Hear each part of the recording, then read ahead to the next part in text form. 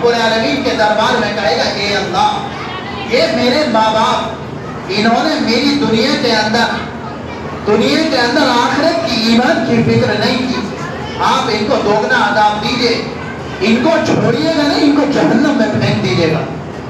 اندازہ لگائیے کیا بیتے گی آپ کے اوپر۔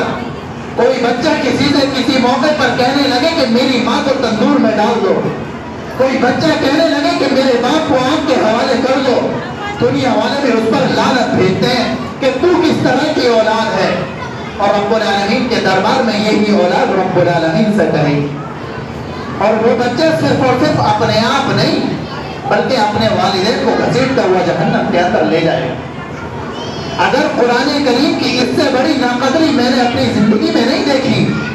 قرآن کریم کا معاملہ یہ ہے کہ قرآن کریم کے ساتھ میں ہم نے اور آپ نے جو معاملہ کیا، مجھے افسوس ہوتا ہے کہنے میں یہود اور نصارہ نے اپنی کتاب کے ساتھ میں وہ نہ کیا جو ہم نے قرآن کریم کے ساتھ میں کیا۔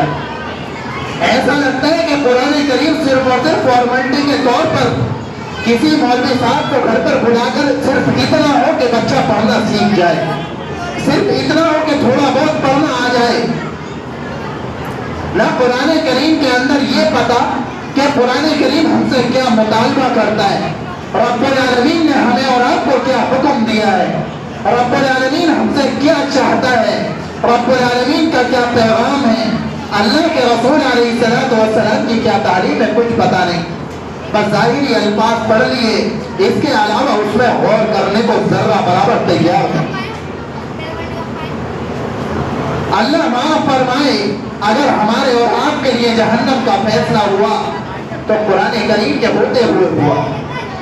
ایک یہودی جہنم کے اندر گیا، اس کے پاس اس کے نبی کی تعلیم نہیں، وہ اس وجہ سے جہنم میں گیا۔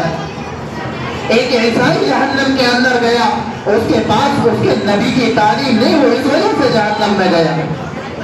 ایک کافر جہنم کے اندر گئے، اس کے پاس زندگی گزارنے کا طریقہ نہیں، لیکن اللہ معاف فرمائے میں اور آپ گئے تو قرآن کریم کے ہوتے ہوئے گئے، اللہ کی کتاب کے ہوتے ہوئے گئے، حضور پاک علیہ السلام کی تعلیم کے ہوتے ہوئے گئے۔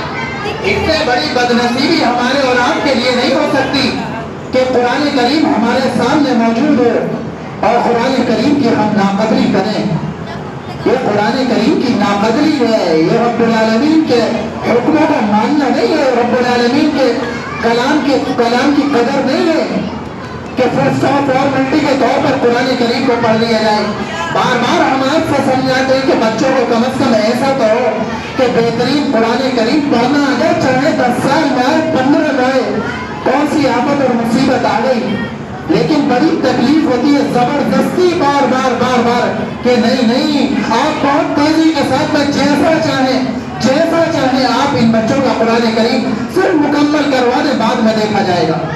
اور بعض اللہ کے بندوں کا فون اس طرح کا بھی آتا ہے کہ اس طرح سے بات کہتے ہیں کہ صرف اور صرف قرآن کریم پڑھائیے، انہیں نماز سکھانے کی کوئی ضرورت نہیں، انہیں دعائیں سکھانے کی کوئی ضرورت نہیں، انہیں حضور پاک علیہ السلام کی تعلیم دینے کی کوئی ضرورت نہیں، ان کے اوپر اسکول کا بہت زیادہ ہے، ان کے اوپر بہت لوڈ ہے ٹیوشن کا، اسکول کے کام کا۔ اللہ معاف فرمائے آپ اور ہم اور آپ قیامت کے دن رب العالمین کے سامنے کھڑے ہوں گے اگر انہوں نے مقدمہ قائم کیا۔ آپ 1 منٹ کے لیے میں اپنی بات کو یہاں پر روکتا ہوں، آپ 1 منٹ کے لیے اپنے دل کے اندر جھانکیے گا، 1 منٹ کے لیے میں خاموش ہوتا ہوں اور سوچیے گا کہ ہمارا اور آپ کا بنے گا کیا بنے گا ہمارا اور آپ کا۔